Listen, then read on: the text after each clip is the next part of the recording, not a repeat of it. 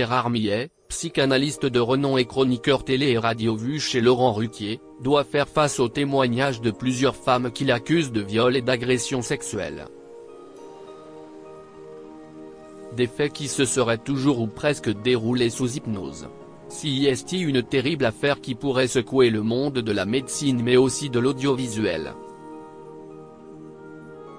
Gérard Millet, connu comme psychanalyste, chroniqueur star de Laurent Ruquier sur France Inter et France 2, professeur de philosophie à l'université Paris 8, auteur de plusieurs livres mais aussi de films et documentaires, est accusé de viol et d'agression sexuelle par plusieurs femmes. Témoignage poignant auprès de nos confrères du L. Muriel Cousin, animatrice connue, parmi les victimes la première à prendre la parole n'est pas une inconnue. Il s'agit de Muriel Cousin, animatrice, autrice et metteur en scène qui a été en couple avec Stéphane Guillon. C'était en 1990, elle avait 23 ans tandis que Gérard Millet en avait 42. Ils se croisent à la rédaction du magazine Globe, où elle pige. Alors qu'il annonce être à la recherche d'un cobaye pour une séance d'hypnose en vue d'un article, elle est volontaire. J'avais vécu un incident traumatisant à Sciences Po, mon petit ami s'était suicidé. Je m'intéressais donc à toutes les thérapies, confie-t-elle. Rendez-vous un samedi après-midi dans les locaux de l'Institut du Chant freudien à Paris, une association et une maison d'édition dirigée par le frère aîné de Gérard, Jacques-Alain Millet. Sur place, elle se prête au jeu. Allongée, les yeux fermés. Tout se déroule comme prévu. Sauf qu'à un moment, elle se réveille brutalement. Soudain, un truc dans mon cerveau m'a sorti de la torpeur. Je me suis dit qu'il se passait quelque chose d'anormal. Il touchait mes seins sous mon pull. J'ai senti aussi sa main passer sur mon sexe, par-dessus le pantalon, se souvient-elle 34 ans plus tard. Choquée, elle prend la fuite. Muriel Cousin, mal-être remarqué après sa séance avec Gérard Millet après le traumatisme, Muriel Cousin se mure dans le silence. Mais une collègue de l'époque a bien remarqué que quelque chose clochait à son retour au bureau. Je lui ai demandé comment la séance d'hypnose s'était passée. Elle s'est complètement refermée, elle ne voulait pas en parler, se rappelle-t-elle. Ça avait l'air douloureux, je n'ai pas insisté, mais j'ai senti qu'il s'était passé quelque chose, au point de me souvenir de son mal-être plus de 30 ans après. Puis, finalement, la victime présumée se décide à raconter ce qu'il s'est passé à son entourage. Mais il ne m'est pas venu à l'esprit de porter plainte. À l'époque, ça ne se faisait pas, confie-t-elle. Son ex-mari, l'humoriste Stéphane Guillon, également père de sa fille, a très tôt pris connaissance de ce terrible épisode. Muriel mène à parler dès le début de notre relation. À chaque fois qu'elle voyait Millet à la télévision, tout remontait. Gérard Millet, une jeune spectatrice de 19 ans le met en cause. Cet épisode avec Muriel Cousin ne semble pas isolé. En effet, d'autres femmes témoignent. Parmi elles, une certaine Camille, le prénom a été changé pour préserver son anonymat, 19 ans au moment des faits. En 2004, elle assistait, dans le public, à l'émission On a tout essayé sur France 2. Comme en attestent les images retrouvées par nos confrères du magazine Elle, Camille a une dégaine d'ado en jeans larges et baskets. Son père admire Gérard Millet, et Camille souhaite lui obtenir un autographe du psychanalyste. Alors elle l'attend en fin d'émission. Durant la conversation, Gérard Millet, 55 ans à l'époque, invite Camille et son ami avec qui elle a fait le déplacement à le rejoindre au Palais des Glaces, où se joue Commander et Good, pièce mise en scène par lui-même. Il s'adressait à nous devant tout le monde, nous faisait nous sentir importantes, raconte Camille 20 ans plus tard. À la fin du spectacle, il nous a demandé notre âge et a paru satisfait. Gérard Millet accusé de viol, ce récit terrifiant. La soirée se poursuit chez le professionnel, qui a proposé au duo un verre à la maison, un hôtel particulier avec son cabinet au rez-de-chaussée et une salle de projection au sous-sol. Après un verre d'alcool de vieux, il leur soumet l'idée d'un jeu qu'il fait avec ses patients. L'alcool m'avait étourdi et je trouvais que ce qui se passait était un peu fou. J'étais avec un mec de la télé hyper connu, c'était comme si j'étais l'élu, déclare Camille.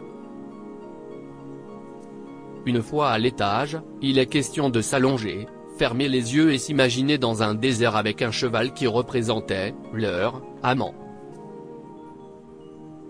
À ce moment, la séance dégénère, Gérard Millet aurait passé sa main sous le pull de la jeune femme.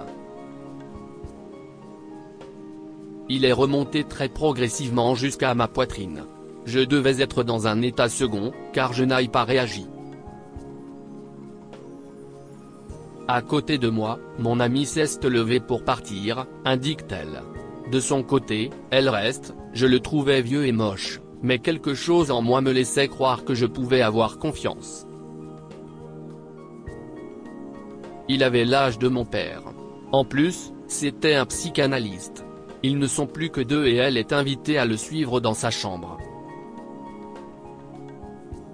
Ici, elle se souvient s'être assise sur son lit. Pendant qu'on parle, il se tourne vers moi et, d'un seul coup, je sens sa langue râpeuse dans ma bouche.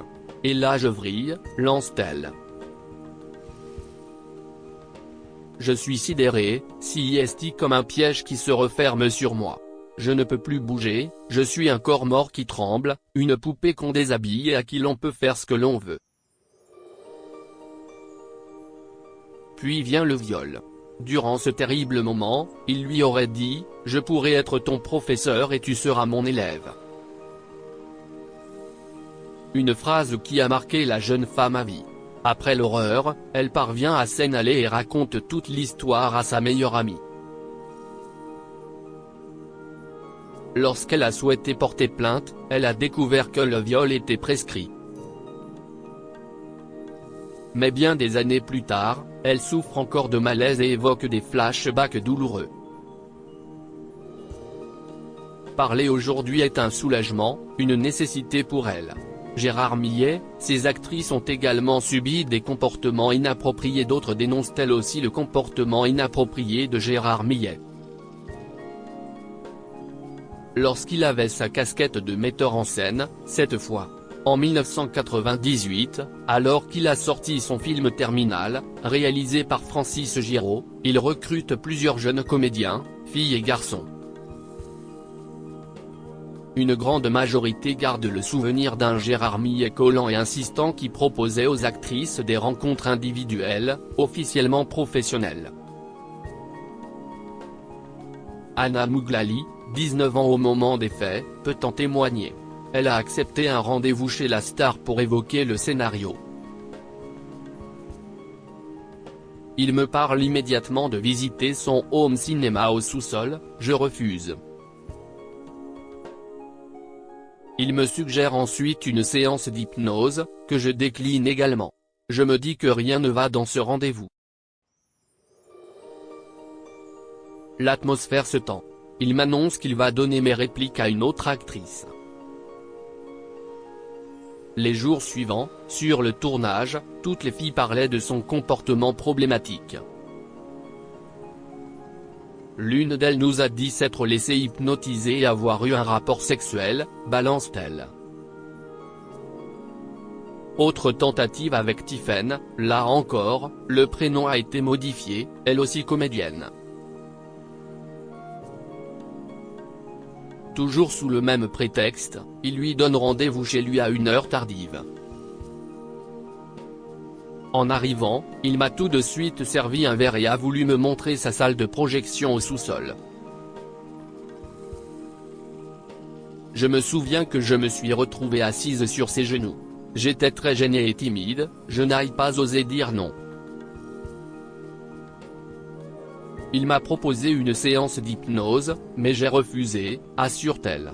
Je suis sûr qu'il s'était arrangé pour me faire venir tard, il n'y avait plus de métro pour rentrer, j'ai dû dormir chez lui.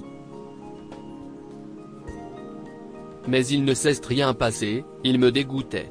J'ai dormi dans une chambre à part, ce qui ne l'a pas empêché de débarquer en robe de chambre ringarde en plein milieu de la nuit. Je lui ai dit, non, au revoir, bonne nuit.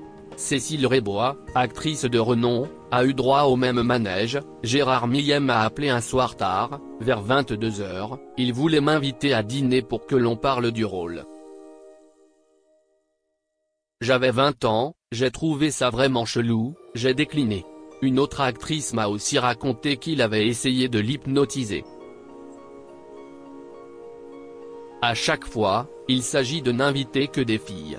Loïc Corbery, acteur de Terminal et aujourd'hui sociétaire de la Comédie Française, se souvient d'une ambiance malaisante. Il ne m'a jamais proposé de rendez-vous pour travailler le rôle, je l'aurais accepté volontiers, lance-t-il avec ironie. Toujours d'après les informations de nos confrères du L, une autre actrice, au moins, aurait subi une agression sexuelle, sous couvert d'une séance d'hypnose au domicile du psychanalyste, sur le divan de son cabinet. Gérard Millet accusé d'agression sexuelle par la baby-sitter de son fils enfin, dernier témoignage d'une jeune femme qui n'était autre que sa baby-sitter de l'époque. Claire, dont le prénom a été changé, s'occupait du fils aîné du chroniqueur lorsqu'elle avait 19 ans. Un jour, Gérard Millet lui propose de ranger sa grande bibliothèque contre rémunération avant de la raccompagner chez elle en voiture. Au moment de me déposer, il m'a soudainement touché les seins et a tenté de m'embrasser, se souvient-elle. Il était plus vieux que ma mère, je gardais ses enfants, ce n'était pas possible. Je l'ai repoussé et je me suis cassé de la bagnole. L'autre jour, quand je l'ai vu s'excuser dans une émission pour ce documentaire sur Benoît Jacot, j'ai trouvé ça insupportable. Viol, agression sexuelle. Gérard Millet ni avant la publication de l'article, Gérard Millet a été contacté. Deux journalistes, du magazine Elle m'informe, sans me donner de précision, qu'elles vont publier un article me mettant gravement en cause. Dès que j'aurai eu connaissance de l'article, je réagirai dans les meilleurs délais ici même, révélait-il sur X, anciennement Twitter, le 26 janvier dernier. Le papier est sorti ce mercredi 31 janvier 2024 au matin, et sera dans le magazine Elle, en kiosque demain jeudi 1er février. D'après les auteurs de l'article, Gérard Millet a répondu n'avoir jamais abusé sexuellement de quiconque, et ce en aucune circonstance. Gérard Millet est présumé innocent des faits qui lui sont reprochés jusqu'à clôture du dossier.